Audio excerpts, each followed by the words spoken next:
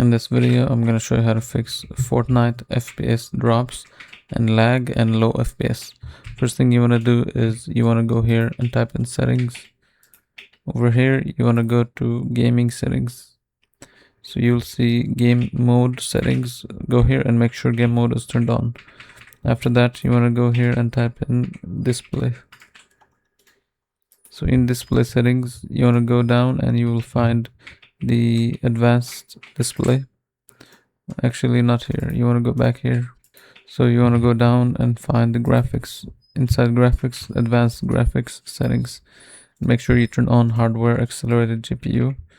And after that, you can close this and go to CMD. Right click, run as administrator.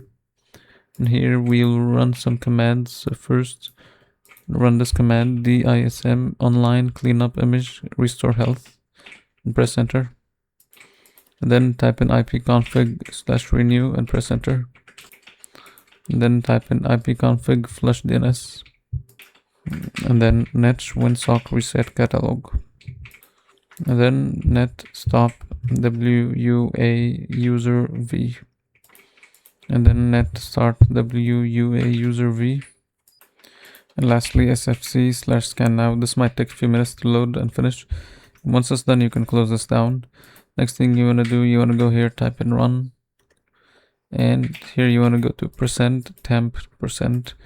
Over here, you want to Control A, select everything, and just right click, and then delete everything here.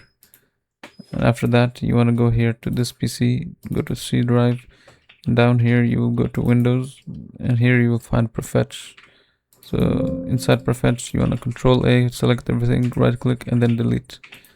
And then you want to go here, type in display. You want to type in disk cleanup. So inside this cleanup, you want to make sure you select everything and just clean your disk and empty the unnecessary folders and click OK. And this should fix your issue.